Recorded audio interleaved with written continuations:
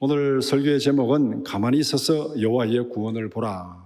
좀 앞에 붙이면 너희는 가만히 있어서 여호와의 구원을 보라. 너희는까지 붙으면 너무 긴 것 같아가지고 가만히 있어서 여호와의 구원을 보라입니다.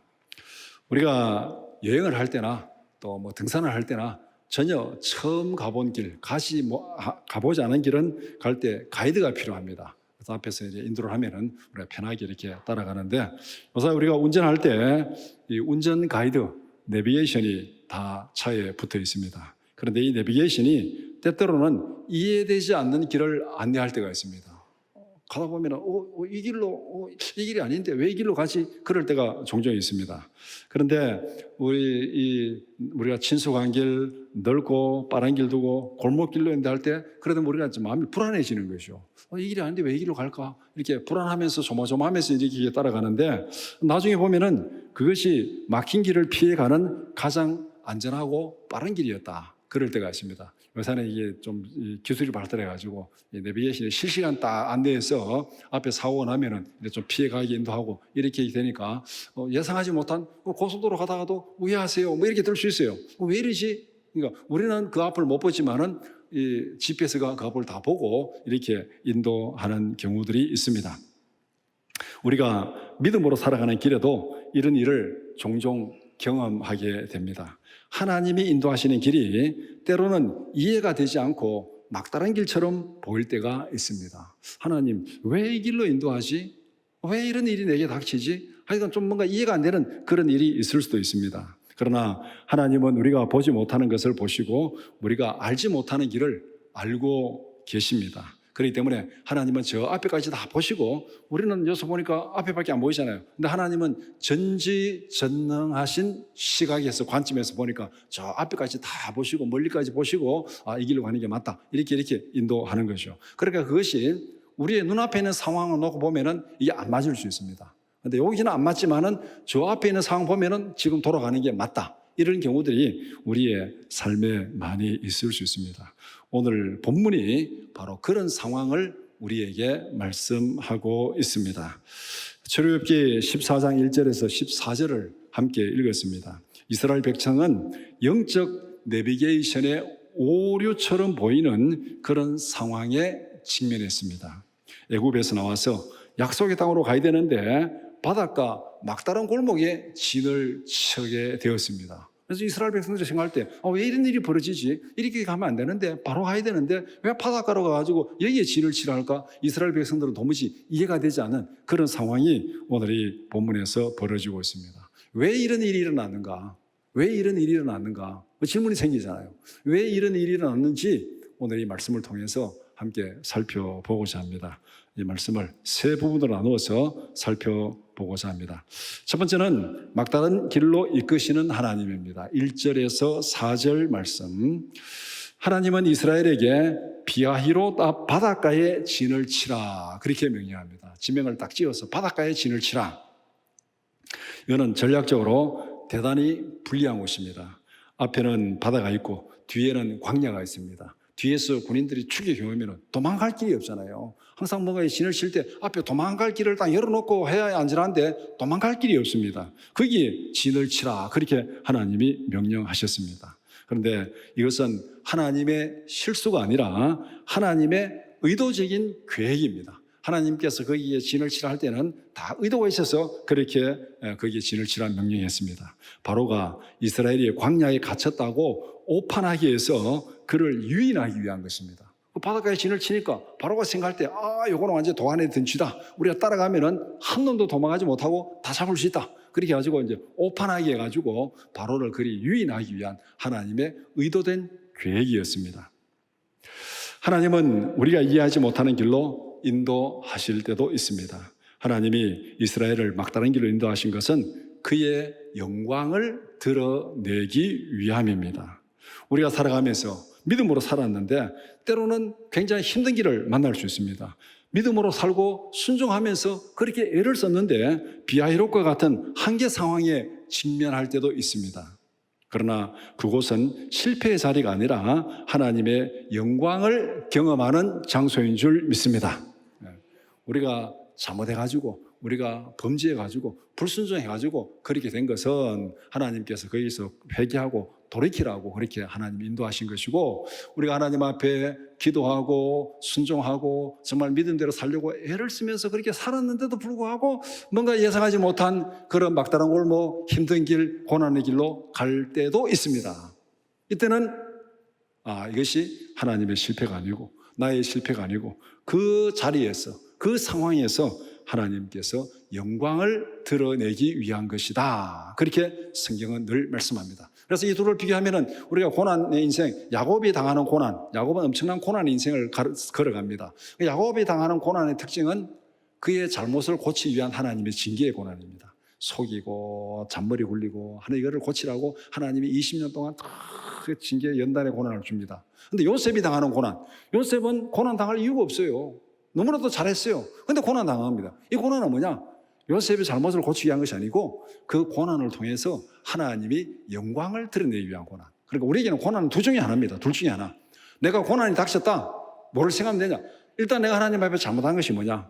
이거를 돌아보면서 나를 고치고 회개해야 됩니다. 두 번째, 회개하고 아니면 특별히 그런 것이 없다. 그러면은 하나님의 영광을 위한 고난인 줄 알고 기도하고 믿음으로 인내하면 됩니다. 우리에게는 고난이 닥치는데 둘 중에 하나다. 고난의 성격을 우리 분명히 봐야 됩니다. 성격을 보고 회개할 것이 있으면 회개하고, 그럴 것이 없으면 기도하면서 인내하며 하나님 이루실 영광을 기도하며 믿음으로 나아가는 것. 그래서 이것이 바로 우리가 살아가면서 이해하지 못하는 고난, 그것은 실패의 자리가 아니라 하나님의 영광을 경험하는 장소이다. 지금 우리의 삶에서 막다른 길처럼 보이는 자리가 어딥니까?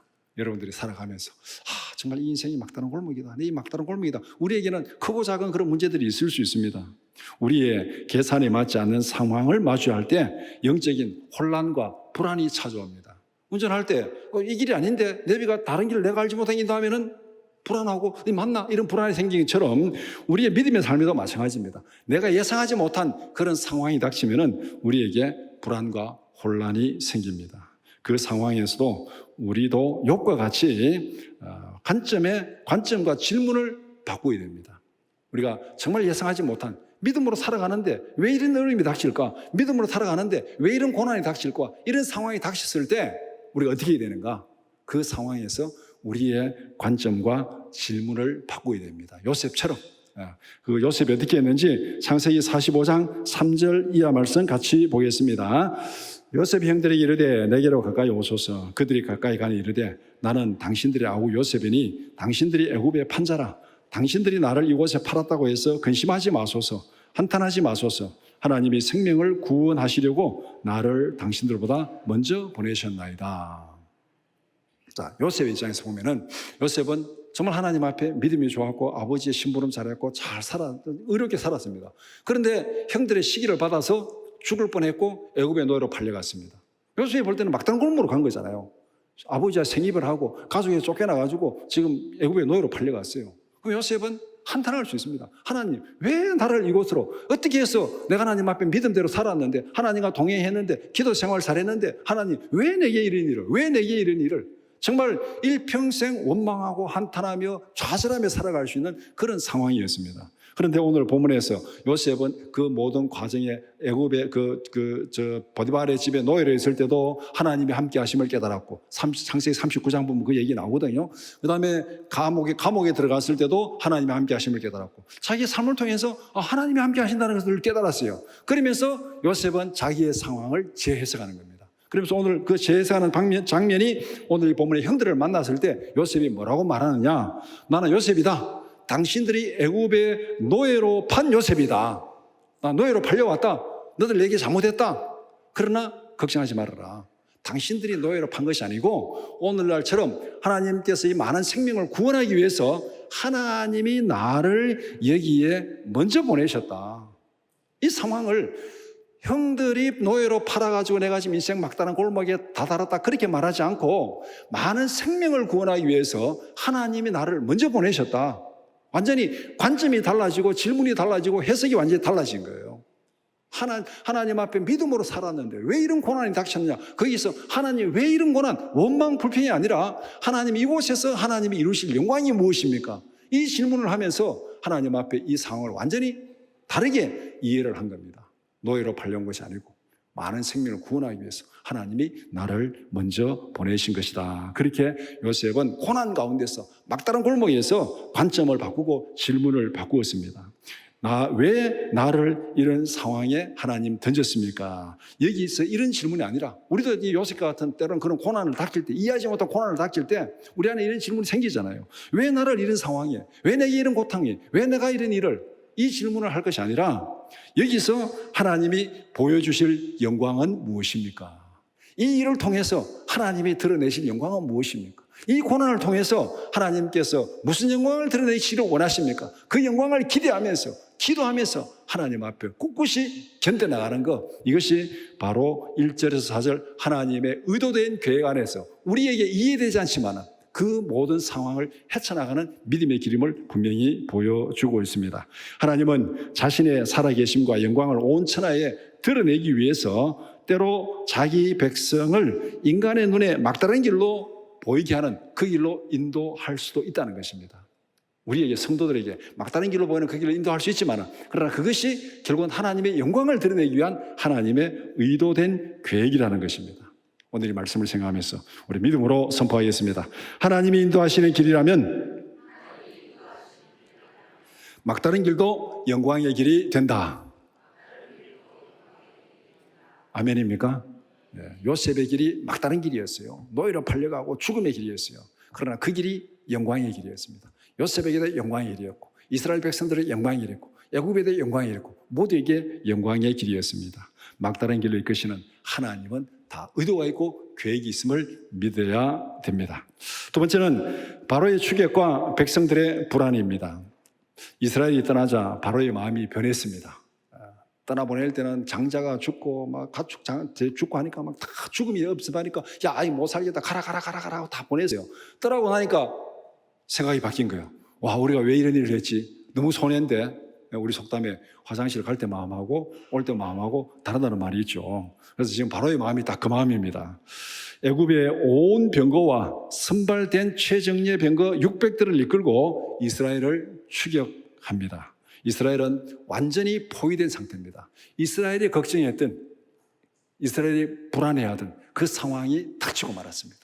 왜 우리를 바닷가에 이게 진치게 하지? 바닷가에는 지금 앞이 막혀있고 뒤에 광야니까 도망갈 데도 없는데 왜 하나님 우리를 이에게 인도하지? 그런 걱정을 했는데 그 걱정이 현실로 닥친 겁니다. 이스라엘 애굽이 최정예 병거를 거느리고 막 뒤에서 추격하니까 이제 앞에는 바다고 뒤에는 막강한 애굽의 군대가 따라오고 한 명도 도망칠 수 없는 그런 상황, 완전히 도안에 든 신세가 되어버렸습니다.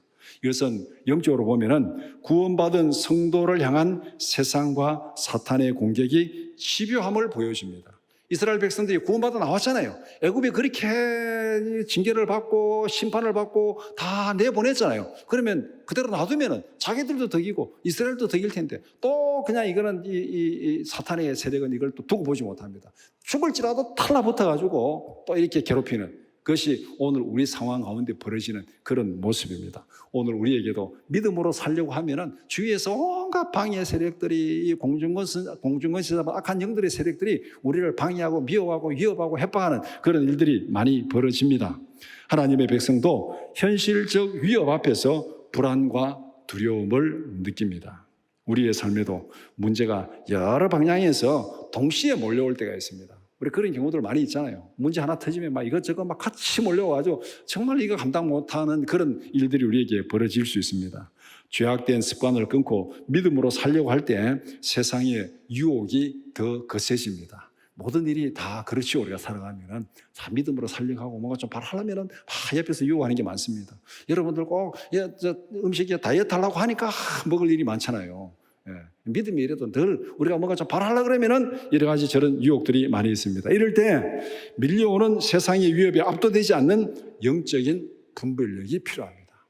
모든 이 어려움들 위협이 막 몰려올 때 거기에 막 우왕좌왕 해버리면 중심을 잃어버리는 거죠. 우왕좌왕 해버리면 중심을 잃어버리고 살아날 수 없습니다. 거기에 정신을 딱 차리고 그 상황에 압도되지 말아야 돼요. 성경만 그렇게 말하는 것이 아니고 우리 속담도 그렇게 얘기하잖아요. 예. 호랑이에 물려가도 뭐라고요? 정신만 차리면 산다. 호랑이에 물려가도 정신만 차리면 산다. 그 얘기가 오늘 성경으로 보면 이 얘기예요.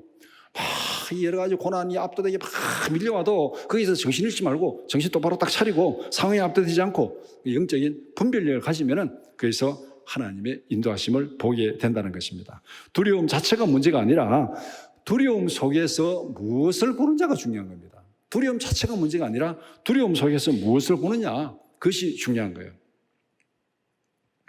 두려움은 나의 연약함을 드러내지만은 동시에 하나님을 의지하게 합니다.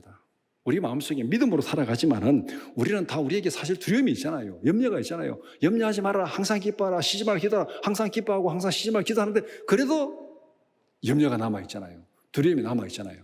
이 두려움이 문제가 아닙니다. 두려움은 우리의 연약함을 드러냅니다. 왜 두려워합니까? 우리가 할 수 없는 걸 두려워하잖아요. 내가 할 수 있고 내가 자신 있게 다 해결할 수 있는 일이면 결코 두려워할 필요가 없습니다. 뭔가 불안하고 두려워한 것은 내가 이거 잘 못하는데 이 일이 닥치면 안 되는데 나의 한계를 드러내는 거예요. 나의 한계를 드러내지만 동시에 내가 연약하기 때문에 부족하기 때문에 하나님을 의지하라는 겁니다. 우리의 마음속에 두려움이 생기고 불안이 생기는 것은 하나님 앞에 엎드리라는 신호입니다. 하나님 앞에 엎드리라는 신호예요. 예를 들어 설명드리겠습니다. 우리가 몸에 통증을 느끼잖아요. 아픈 거. 통증을 느낍니다. 통증이 좋은 거예요? 안 좋은 거예요? 몸에 아픔을, 고통을 느끼니까 통증은 좋은 겁니까? 나쁜 겁니까? 일단 나쁜 거죠. 안 아프면 좋아요. 안 아프면 좋습니다. 아픈 거 좋아하는 사람 아무도 없어요. 근데 안 아프면 좋은데, 자, 여러분들도 그러면은 이 몸 안에 위장에 큰 염증이 생겼습니다. 그러면은 아파야 돼요? 안 아파야 돼요? 아파야 되죠. 근데 위장에 염증이 생겼는데 안 아파, 통증이 없어. 그럼 어떻게 되겠습니까? 내일 모레 죽어보죠, 그러면 이제. 위장에 큰 염증이 생겼는데 통증이 없어. 내일 모레 죽어봅니다. 그런데 위장에 큰 염증이 생겼는데 통증이 있어. 어떻게 됩니까? 아프니까 병원에 가가지고 이게 뭔지 모르겠다고. 그러니까 보니까 이거 뭐 염증이 빨리 수술해야 된다고. 수술하면은 치료하고 살잖아요. 그럼 우리 몸에 통증이 생긴다는 것은 뭔가 이상한 것이 생겼으니까 점검해서 고치라는 신호입니다. 고치라는 신호. 그렇죠? 왜 병원에 갑니까? 통증이 없으면 안 가잖아요. 뭔가 저 통증이 있고 아프니까 병원에 가보니까 여기에 뭔가 좀 수술해야 된다. 염증이 있다. 뭐 암이 있다. 그러니까 우리가 흔히 말하는 대로 암 중에도 제일 위험한 암이 뭡니까? 자각 증상이 없는 거. 자각 증상이 없는 거. 이게 제일 위험한 거잖아요. 조그마한 문제가 있어도 통증이 있고 뭔가 아픔이 있으면 빨리빨리 하면 되는데 자각 증상이 없어. 뭔가 느낄 때는 이미 죽을 때가 다 돼서 느끼는, 이게 제일 힘든 거잖아요. 그러니까 통증이 한편으로는 나쁘지만은 통증이 한편으로는 굉장히 좋은 겁니다. 우리 몸에 통증이 생긴다는 것은 여기에 문제가 생겼으니까 점검해서 치료하라고 우리에게 사인을 보내요. 몸이 우리에게 사인을 보내는 게 통증이에요. 그러니까 통증은 있어야 됩니다. 마찬가지로 우리의 마음속에 불안이 있고 두려움이 있는 것은 한편으로는 이게 나쁜 거지만은 그러나 지금은 하나님 앞에 엎드릴 때다. 우리의 영혼이 보내는 사인입니다. 지금은 하나님을 의지하고 하나님 앞에 엎드릴 때다. 그 사인입니다. 이 사인을 무시하면 안 됩니다. 그래서 항상 우리와 함께 하시는 하나님의 강한 손을 기억하라. 종종 우리는 살아가면서 세상에 미혹돼가지고 세상에 빠져가지고 하나님을 잊어버리고 살아갈 때가 많습니다. 그럴 때 하나님께서 우리에게 때로는 두려움을 주시고 때로는 불안을 주셔가지고 하나님께로 돌아오라. 하나님께 의지하라. 하나님께 엎드리라. 그 사인을 보냅니다. 그것을 우리는 늘 기억하고 우리와 함께 하시는 하나님의 강한 손을 기억해야 됩니다. 로마서 8장 31절 말씀 같이 보겠습니다. 그런즉 일에 대하여 우리가 무슨 말 하리요? 만일 하나님은 우리를 위하시면 누가 우리를 대적하리요? 자기 아들을 아끼지 아니하시고 우리 모든 사람을 위하여 내주시니가 어찌 그 아들과 함께 모든 것을 우리에게 주시지 아니하겠느냐? 아멘입니까? 네. 불안과 두려움이 있습니다. 그럴 때 하나님을 의지하라. 우리가 분명히 기억할 것은 하나님이 창조하셨어요. 하나님이 구원하셨어요. 그러면은 하나님이 우리의 모든 어려움 가운데서 함께 하시고 책임지시고 인도하시겠습니까? 모른다고 내팽개치겠습니까? 인도하십니다. 하나님이 창조하시고 하나님이 구원하셨는데 하나님이 내팽개칠 리가 없습니다. 하나님이 우리를 지키시고 인도하십니다. 그렇기 때문에 우리가 내가 알지 못하는 그런 두려움과 어려움, 그 다음에 정말 도안에 갇힌 그런 쥐 같은 그런 신세가 되었을 때 우리가 하나님 앞에 기억할 것이 뭐냐면은 바로 나는 할 수 없다. 이 절망이 하나님만이 하실 수 있다는 믿음으로 변화되기를 축복합니다. 언제 이런 믿음으로 변화됩니까?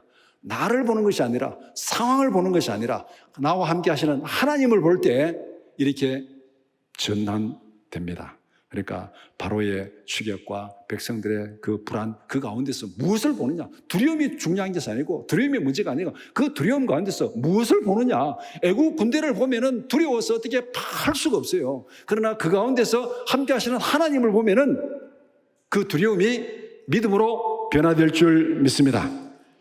우리도 현실의 위협 앞에서 불안과 두려움을 느끼지만은 성도에게 있어서 두려움은 하나님의 구원을 경험하는 전환점이 될 줄 믿습니다. 두려움이 있으니까 하나님을 의지하고, 두려움이 있으니까 기도하고, 그래서 믿음으로 승리하는 그 전환점이 되는 게 이게 두려움이에요. 그래서 우리가 두려움이 올 때 불안해하지 말고, 좌절하지 말고, 지금은 하나님 앞에 엎드리라는 신호다, 하나님 앞에 기도하라는 신호다, 그 신호를 바로 알고 믿음으로 승리하는 우리 모두가 되기를 축복합니다. 우리 믿음으로 결단하며 선포하겠습니다. 현실의 두려움 속에서도 나와 항상 함께 하시는 하나님을 바라보자. 두려움은 무슨 신호라고요? 하나님을 바라보는 신호입니다. 두려움은 하나님을 바라보는 신호입니다. 우리 몸에 통증이 있다는 것은 병원에 가서 치료하라는 신호예요. 통증이 있으면 병원에 가서 치료하라는 신호입니다. 우리 마음에 두려움이 있다는 것은 하나님을 바라보라는 신호입니다. 그러니까 두려움 가운데서 압도당하지 말고, 방황하지 말고, 거기서 하나님을 바라보면서 그 두려움을 이기고 고난을 이기는 우리 모두가 되기를 축복합니다. 세 번째는 두려워하지 말고 믿음으로 굳게 서라. 10절에서 14절 말씀입니다. 죽음의 공포가 엄습하자 이스라엘 백성들의 반응은 뭐라고 표현해야 될지 모르겠어요. 비참했다. 정말 비참한 반응을 보이고 있어요. 이게 비참한 반응을 보이고 있습니다. 심히 두려워하며 여호와께 부르짖었다, 그렇게 말합니다. 여기서 부르짖음이 어떤 부르짖음이었는가? 우리가 보통 성경에서 여호와께 부르짖었다 하면 이게 하나님 앞에 기도하는 거예요. 이스라엘 백성들이 애굽에서 그 고난으로 인해서 여호와께 부르짖었더라. 사사기에 보면은 이 압제당하고 고난으로 여호와께 부르짖었더라. 이거는 대부분 다 기도하는, 하나님 앞에 기도, 구원을 위해서 기도하는 거예요. 근데 오늘 이 본문에 보면은 이 본문에서는 부르짖었다는 것이 기도라기보다는 아우성입니다. 아우성. 요 앞뒤 문맥 뉘앙스를 보면은 지금은 기도하는 것이 아니고 하나님 앞에 막 부르짖으면서 아우성을 지는 거야. 하나님 어떻게 이런 일이, 왜 이런 일이, 하나님 이럴 수 있습니까? 막 원망, 불평, 막 아우성을 부르짖는 게 요 지금 문맥에서 지금 이스라엘 백성들이 보인 반응입니다. 여호와께 부르짖는 것은 기도가 아니라 하나님 앞에 내 쏟아내는 원망, 불평, 아우성, 막 그걸 막 분노로 쏟아내는 그것이 지금 부르짖음이에요. 동시에 이 공황 상태에서 모세를 향해서 격렬한 원망을 쏟아냅니다. 죽음 앞에서 이스라엘 백성들은 지금 완전히 이 공황 상태에 빠진 거예요. 앞에는 바다고 뒤에는 애국 군대가 따라오니까 죽었다. 우리는 죽었다. 죽으니까 죽음 앞에서 막 앞뒤 분간을 못하고 그냥 막 원망 불평 쏟아내고 막 난리를 피우는 그 모습이 이 모습이에요. 그러니까 11절에 하나님 앞에서 막 부르짖고, 그 다음에 11절에 모세를 향해서 애굽에 매장지가 없어서 우리를 광야에서 죽게 하느냐? 12절에 차라리 애굽 사람을 섬기는 것이 광야에서 죽는 것보다 낫겠다. 여기서 지금 강조가 뭡니까? 죽음이에요. 죽음. 무덤과 죽음이 강조되어 있어요. 그러니까 죽음 앞에서 이스라엘 백성들이 완전 패닉에 빠진 거예요. 죽음 앞에서는 앞뒤 분간을 못하고 지금 막 아우성을 치고 막 난리를 피우고 막 어떻게 분간을 못하는 그런 상황이 지금 이스라엘 백성들의 반응입니다. 정말 비참한 반응이죠. 죽음 앞에서 비참한 반응을 보이고 있습니다. 그러니까 하나님을 향해서 원망하고 불평하고 아우성 지르고, 그 다음에 모세를 향해서 원망하고 불평하고, 그렇게 막 이 상황에서 막 원망하고 불평하고 해결되겠어요 이게? 자, 죽음이 다시 왔습니다. 그 죽음 앞에서 막 원망하고 불평한다고 뭐 해결되는 게 있습니까? 없어요. 하나님을 원망한들, 남편을 원망한들, 아내를 원망한들, 자식을 원망한들, 부모를 원망한들, 뭐가 해결되는데? 해결되는 게 없어요. 방법이 없습니다. 그런데도 막 죽음 앞에서 이렇게 공포에 질려가지고 날뛰는 이 연약한 모습을 보게 됩니다. 아합의 귀환 속에서 모세는 이스라엘 백성들에게 이렇게 선포합니다. 이스라엘 백성들의 상황은 똑같아요. 상황은 앞에 바다고 뒤에 애국 군대가 추격해 옵니다. 그 상황 속에서 똑같은 상황에서 이스라엘 백성들이 보이는 반응하고 모세가 보이는 반응하고는 완전히 달라요. 왜 완전히 다릅니까? 이스라엘 백성들은 애국 군대를 보고 반응하는 것이고 모세는 하나님을 보고 반응하는 거예요. 그 상황에서 무엇을 보느냐에 따라 달라지는 겁니다. 이스라엘 백성들은 출애굽에는 애국 군대를 보니까 오늘 죽었어요. 그 죽음 앞에서 그냥 아우성치면서 반응하는 거고, 모세는 그 상황에서도 함께 하시는 하나님을 보고 반응하면서 이스라엘 백성들에게 이렇게 얘기하고 있습니다. 13절에 두려워 말라. 이스라엘 백성들이 지금 죽음 앞에서 두려워서 어찌할 바를 모르고 있는 그 상황에서 두려워 말라. 가만히 서서, 가만히 서라는 것은 우왕좌왕 막 왔다 갔다 하고 막 그렇게 하지 말고 믿음으로 요동치지 말고 굳게 딱 서서 정신을 차리고 마음의 평정을 누리고 믿음으로 굳게 서서, 이 얘기입니다. 가만히 서서. 그냥 막 가만히 게을리게 서 있다는 그런 말이 아니고 막 우왕좌왕하고 막 왔다 갔다 하고 막 정신 못 차는 그 상황에서 흔들리지 말고 믿음으로 굳게 서서 여호와께서 행하시는 구원을 보라. 여호와께서 행하시는 구원을 보라. 애국 군대가 너희들을 쳐서 멸망시키는 그것이 아니라 여호와께서 행하시는 구원을 보라. 그렇게 지금 모세는 이스라엘 백성들에게 선포하고 있습니다. 똑같은 상황에서 무엇을 보느냐에 따라서 반응이 완전히 달라지는 것이죠. 똑같은 상황에서 애국 군대를 본 이스라엘 백성들의 반응, 우리 다 죽었다, 원망하고 불평하고 무덤 자리가 없어가지고 묘 자리가 없어가지고 우리 여기서 죽게 하느냐, 차라리 광야에서 죽는 것보다는 애국 백성들을 섬기는 게 낫겠다, 왜 우리를 여기서 불러내가지고 막 온갖 원망 불평 아우성 다 부리고 있습니다. 똑같은 상황에서 모세는 두려워 말라, 가만히 있어서 여호와께서 행하시는 구원을 보라. 여러분 어느 쪽에 서기를 원하십니까? 무엇을 보느냐에 따라 달라지는 거예요. 구원은 인간의 능력이 아니라 전적으로 하나님의 역사입니다. 하나님이 이루시는 거예요. 내 힘으로 안 돼요. 내 힘으로 하려고 그러면 우리는 애국 군대 앞에서 막 패닉에 빠져가지고 막 우왕좌왕 할 수밖에 없습니다. 그러나 구원은 나 힘으로 하는 것이 아니다. 하나님이 하시는 것이다. 하나님의 역사다. 그럼 하나님을 바라보면은 이 모든 두려움은 다 사라집니다. 이런 원리를 신약에서는 이렇게 말씀합니다. 에베소서 2장 8절 말씀 같이 보겠습니다. 너희는 그 은혜에 의하여 믿음으로 말미암아 구원을 받았으니 이것은 너희에게서 난 것이 아니요 하나님의 선물이라. 행위에서 난 것이 아니니 이는 누구든지 자랑하지 못하게 하심이라. 구원은 하나님의 선물입니다. 고난 앞에서, 힘든 상황 앞에서 내가 발버둥 친다고 내가 거기서 구원받는 게 아니에요. 죽음 앞에서 원망한다고 되는 게 아니에요. 하나님이 하시는 거. 우리는 하나님의 구원을 바라보며 그 은혜를 누리는 자들입니다. 우리가 하는 건 뭐냐면은 하나님의 구원을 바라보면서 하나님이 이루시는 그 구원을 누리고 감사하고 찬양하는 것이 우리가 할 일입니다. 내가 나를 구원하는 것이 아니고 하나님이 내게 주신 구원의 선물을 우리는 누리고 감사하고 기뻐하고 찬양하는 거예요. 하나님께서 우리를 구원하실 때 하나님 앞에 영광 돌리고 감사하고 찬양하고 그 은혜를 누리는 것, 그것이 이 땅에 살아가는 우리가 할 일입니다. 한계 상황에 부딪히면은 인간은 본능적으로 남을 탓하고 지도자를 원망합니다. 두려움과 원망은 상황에 압도되어서 하나님을 잊어버리는 데서 오는 거예요. 하나님을 잊어버리는 데서. 그러니까 막 너무 힘들고 앞에 힘드니까 거기서 하나님을 잊어버려. 우리를 창조하시고 우리를 구원하시고 인도하시는 하나님을 잊어버리니까 거기에 두려움과 원망과 불평이 찾아옵니다. 원망과 불평의 입술을 닫고 하나님을 바라볼 때 믿음의 눈이 열립니다. 아멘입니까? 하나님은 두려움에 빠진 백성들에게 가만히 서서 하나님의 구원을 보라고 명령하십니다. 구원은 인간의 능력이 아니라 하나님의 능력으로 주시는 선물입니다. 결론적으로 말하면 막 상황이 막 내가 어찌할 수 없는 절망적인 상황에 빠졌다 칩시다. 그럴 때 딱 우리가 마음을 평정을 찾는 게 뭐냐면 어차피 내 힘으로는 죽었다. 끝난 거죠. 편안하게. 거기서 막 확 날들고 어차피 내 입으로는 죽었다. 그러나 하나님의 구원을 바라보자. 이것이 지금 여기서 모세가 이스라엘 백성들에게 보인 반응입니다. 어차피 우리 입으로는 죽은 거다. 안 된다. 그러나 하나님이 이루실 구원을 보라. 하나님이 이루실 줄 믿습니다. 믿음으로 우리 결단하며 선포하겠습니다. 원망과 불평을 멈추고 나를 위해 싸우시는 하나님을 보게 하소서. 우리가 살아가는 모든 삶 속에서 우리에게 닥치는 모든 고난 가운데서 이 원칙을 지키면 됩니다. 원망과 불평의 입술을 멈추고 나와 함께 하시는, 나를 구원하시는 하나님을 바라보게 하옵소서. 하나님을 바라보면서 우리의 모든 고난을 이겨나가는, 승리하는 우리 모두가 되기를 축복합니다. 말씀을 정리하겠습니다. 하나님의 내비게이션에는 오류가 없습니다. 하나님은 막다른 길에서도 영광을 드러냅니다. 두려움을 느끼는 것은 하나님을 바라보라는 신호입니다. 하나님을 바라보는 것. 우리 몸에 통증이 있다는 것은 가서 고치라는 거예요. 가서 고치라는 거. 우리에게 두려움이 생기는 것은 하나님을 바라보라는 신호입니다.